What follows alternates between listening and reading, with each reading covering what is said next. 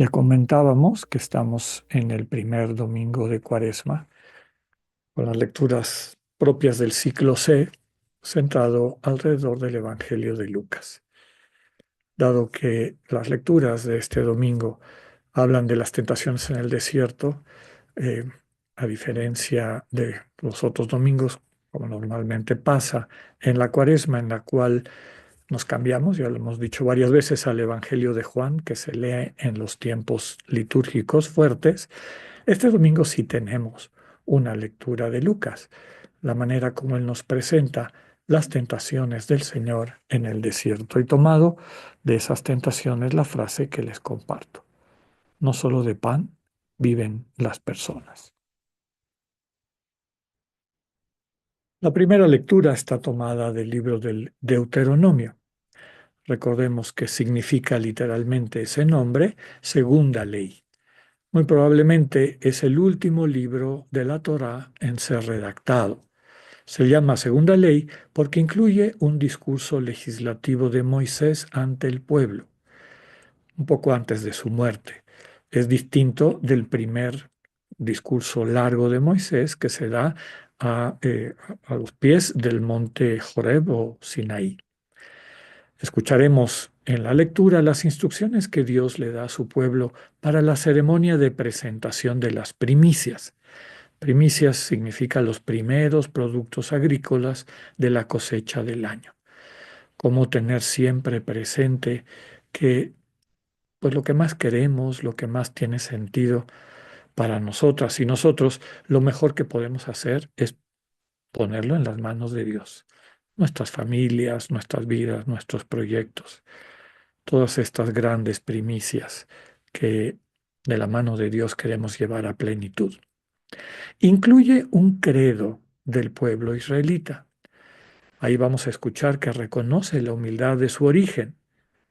Dios le invita a Israel, cuando presente sus primicias, a decir esto: mi padre fue un arameo errante, y que todo lo que son y tienen se lo deben al Dios vivo, la libertad, la tierra, la cosecha, la vida. La declaración del pueblo cuando se acerquen a poner lo primero que les produzca la tierra es la que vemos aquí. Yo traigo aquí las primicias de la tierra que tú, Señor, me has dado. Símbolo de la vida. Pongo en tus manos, Señor, las primicias, lo primero, lo que más toca mi corazón de la vida que tú me has dado. El salmo responsorial es el 90, un salmo que nos invita a crecer en nuestra confianza al Señor. No hay nada que le permita al ser humano estar más seguro que vivir bajo el amparo del Altísimo, descansar a la sombra del Todopoderoso. Incluye la frase que veremos, que escucharemos en el Evangelio de hoy: los ángeles de Dios te llevarán en brazos para que no tropieces con las piedras. Lo que nos libera es el conocimiento del Señor, es decir, dedicar tiempo real a pasar en su presencia, en comunión con Dios, dejarle que nos enseñe.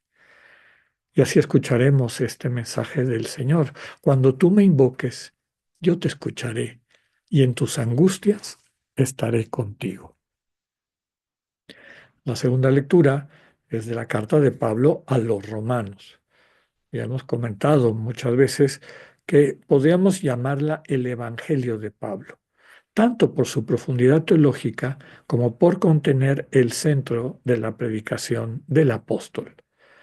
Él la escribió para presentarse a los cristianos de Roma, una comunidad que él no había fundado. Es la única carta que no escribe a una comunidad fundada por él o a personas colaboradores suyos. Entonces, por eso tan extensa, tan densa, quiere hacer un resumen de lo que él ha vivido y, desde luego, que eso es lo que enseña. La lectura nos transmite un punto central de la esperanza de Pablo. La salvación está al alcance, de todo ser humano. A tu alcance, en tu boca y en tu corazón se encuentra la salvación. Explica que creemos con el corazón para alcanzar la santidad y declaramos con la boca para alcanzar la salvación.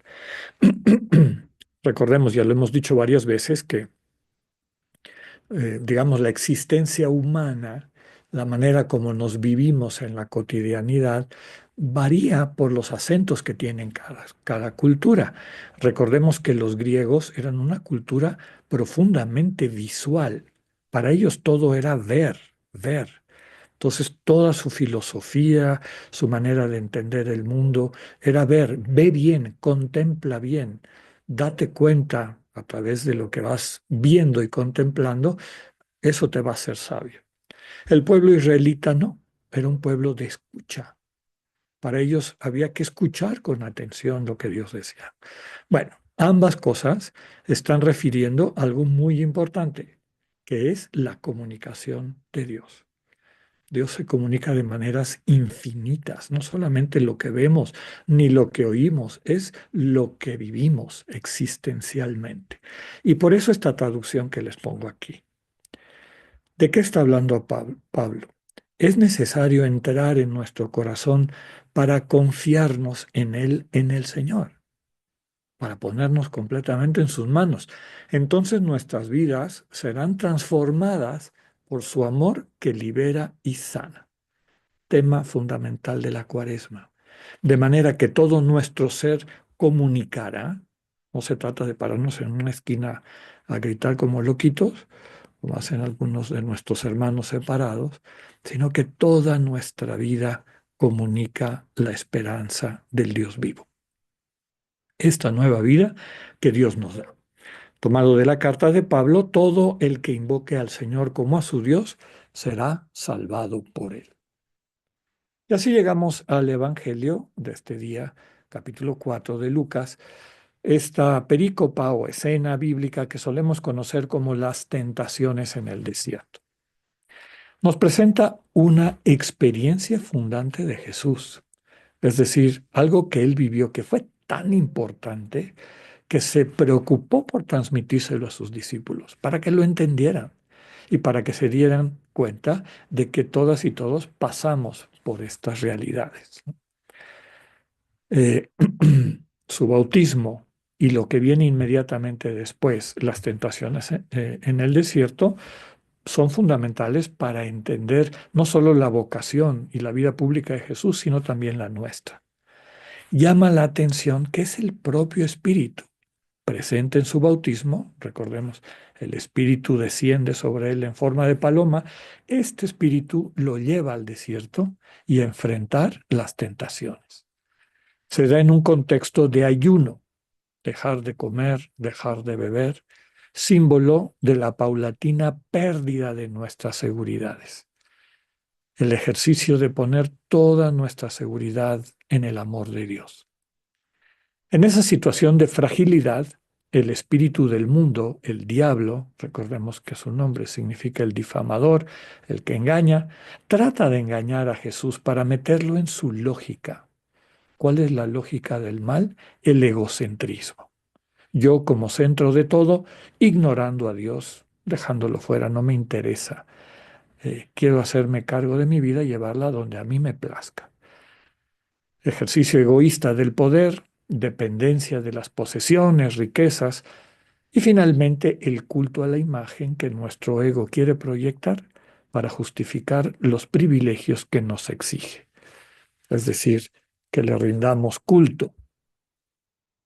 Jesús regresa del Jordán. Un dato importante. Revierte la postura simbólica de Juan el Bautista, que estaba fuera de tierra, de lo que ahora llamamos Tierra Santa. Estaba del otro lado del Jordán. ¿Y por qué eligió Juan predicar desde ahí? Para subrayar que en el territorio de Israel no imperaba ya la justicia. Y él estaba ahí esperando la llegada del Mesías. El Señor se siente invitado precisamente a remediar estas situaciones, actitudes que impiden que la voluntad de Dios, que su reino, se convierta en realidad en Israel. En el desierto de Judea el Señor ponderaría cuándo, dónde, cómo empezar su misión, en un diálogo permanente con el Padre. El diablo trata de convencerlo de que el fin justifica los medios, como hemos dicho muchas veces. Quiere hacerle creer que para llevar adelante el proyecto de su padre es necesario que se provea de los medios, medios de los que el mal espíritu es dueño, riqueza, poder, imagen de superioridad. El argumento del mal espíritu es claro. A mí me ha sido entregado todo el poder y la gloria de estos reinos, y yo se la doy a quien quiero. Todo esto será tuyo si te arrodillas y me adoras. El Señor, desde luego, atraviesa estas pruebas y nos invita a atravesar siguiendo su ejemplo sin caer en la tentación del mal espíritu. Y nos quedamos con el mensaje fundamental, ¿no? Nuestro alimento fundamental, lo que nos da vida, es Dios que se nos comunica. Comentábamos al inicio de nuestra celebración que iniciamos la cuaresma, un tiempo de purificación, de sanación, una purificación y sanación que no nos corresponde básicamente a nosotros. Toda auténtica transformación de la vida viene de Dios, es un don y es operada, es decir, se logra a través del amor de Dios. Claro, para que el amor de Dios actúe en nuestros corazones, lo hemos dicho también muchísimas veces, pero no está de más repetirlo, necesitamos crear una sensibilidad y sobre todo cultivar nuestra atención para recibir y dar el amor que transforma la vida. Necesitamos estar atentas, atentos a la persona que se aproxima a nosotros ofreciéndonos ese amor.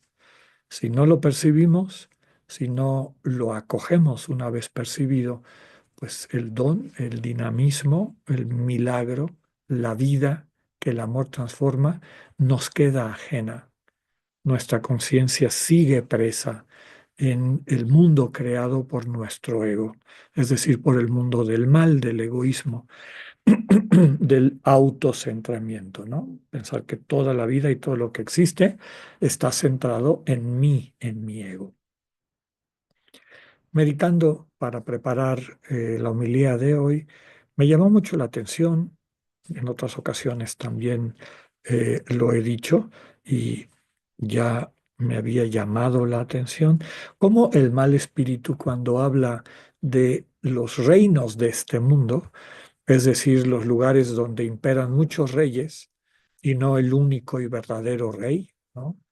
Ya dijimos que el término evangélico de reino de Dios o reino de los cielos, como lo dice Mateo, no describe un reino a la manera del mundo.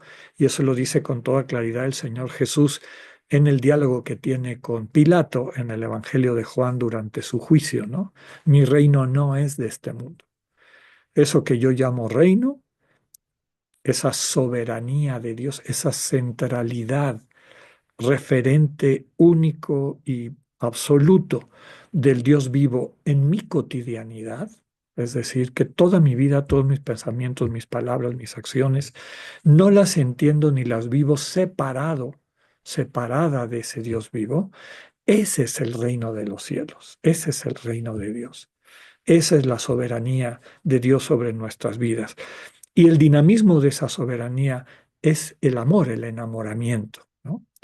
Ya sabemos que no hay algo que haga más feliz al ser humano que amar y ser amado. Descubrir una persona cuya presencia, cuya identidad te encanta, te fascina, te vitaliza y despierta en ti un hambre, un anhelo de comunión permanente, ¿no? De ser uno con esa persona amada no para que se convierta en una copia tuya o en una proyección de tus inseguridades, sino porque has descubierto que la persona en sí misma es una bendición y que todo el tiempo que pases en su presencia, bendecida, bendecido por lo que esa persona te entrega, por lo que esa persona te bendice con su mera existencia, es algo que no quieres nunca dejar de vivir, de experimentar, de disfrutar finalmente. Entonces, el reino de Dios describe un estado de relaciones interpersonales. En el amor de dos personas que se conocen cada vez más, se aman cada vez más, cultivan esta unidad en la donación mutua. Los reinos de este mundo, los que gobierna el mal espíritu, los que gobierna el demonio y todos los que lo sirven, no tienen esa estructura. Ahí sí hay alguien que manda, ahí hay alguien que impone su voluntad, ahí hay alguien que depreda tratando de quedarse con todo lo que pueda de objetos. Y a las personas que encuentra no las ve como personas, las ve como objetos, las quiere comprar o las quiere controlar o las quiere para que le rindan culto a su imagen, etcétera. Como dice el texto, esos reinos de este mundo son los que el propio demonio ha ido creando, ¿no? Esta realidad de mundo paralelo al de Dios. Y como hemos dicho en otras ocasiones, lo que estamos describiendo no es otra galaxia, es este mismo lugar. Pero uno puede contemplar el mundo y habitarlo desde el enamoramiento que nos viene de Dios y así compartir la vida que Dios nos da. Pero alguien puede estar en el mismo lugar, experimentando el mismo espacio, digamos, lo que vemos, oímos, etcétera, pero lo está viendo con otra mirada, con la mirada de los reinos de este mundo, es decir, con la mirada del engaño del mal espíritu que pone la felicidad del ser humano no en el encuentro de amor con otra persona y con la persona con P mayúscula, son las personas trinitarias, el Dios vivo, sino con cosas, cosas que puedo poseer, cosas que puedo controlar y también una de las manifestaciones favoritas del ego, la imagen, que es este constructo que uno se hace para poder manipular a los demás. Realmente lo que el Señor está enseñándonos con esta lectura de las tentaciones en el desierto es que lo que nos salva, lo que transforma nuestra vida, es acudir al encuentro interpersonal con Dios.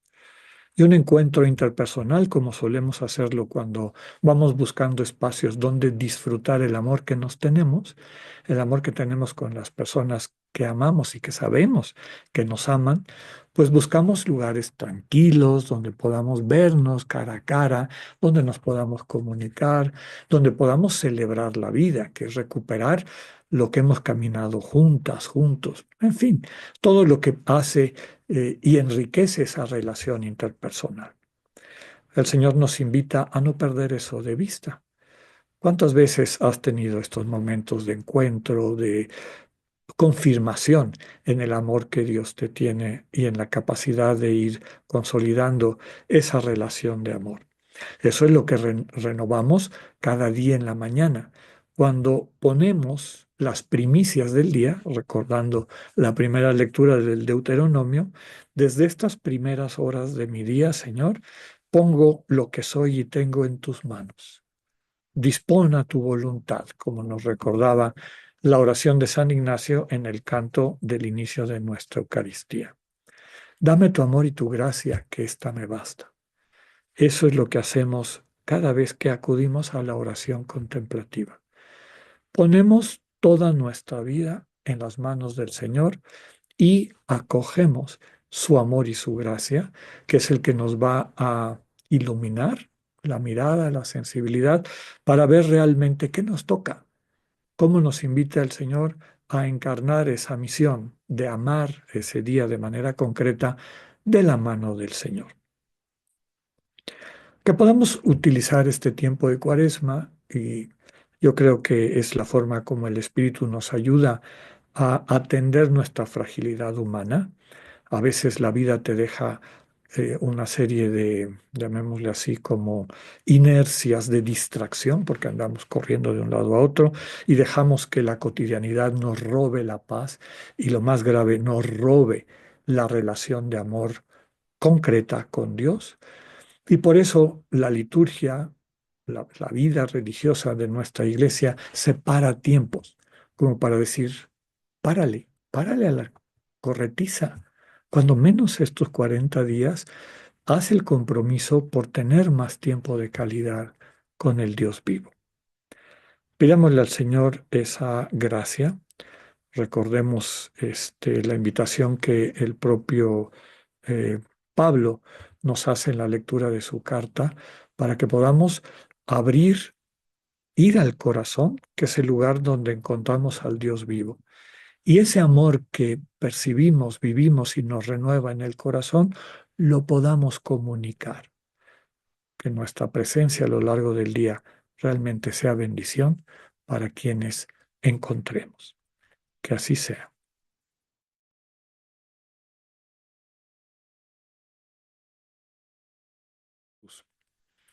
En esta primera semana, esta semana del primer domingo de Cuaresma, les invito a que podamos experimentar no solamente a manera de discurso o de doctrina, sino de vida, lo que nos enseñaron las lecturas de este domingo.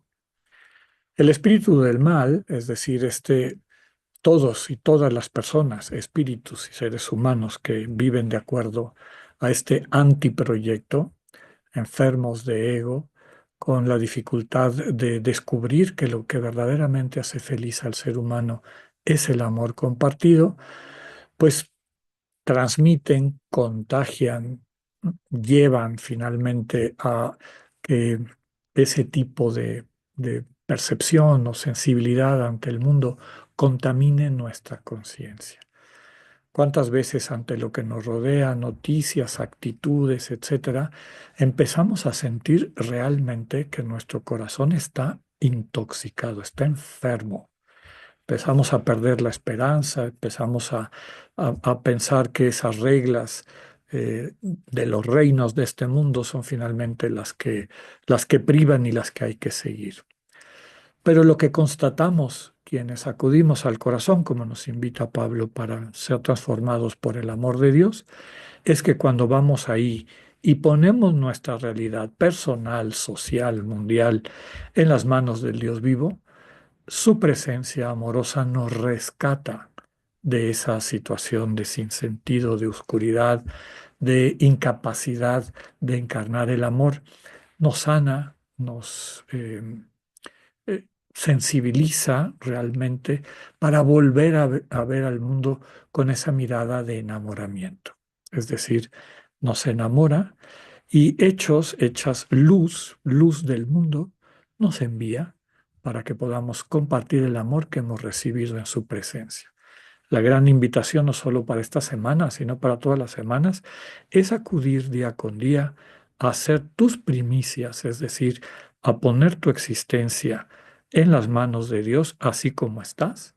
Si estás enojado, si estás entusiasmado, si estás triste, lo que sea, ponerte en las manos de Dios y abandonarte, entregarle todo y experimentar cómo Él te devuelve la vida sanada, transformada, renovada, para que así la puedas compartir con los demás. Que tengan un buen día y una linda semana. Dios con ustedes.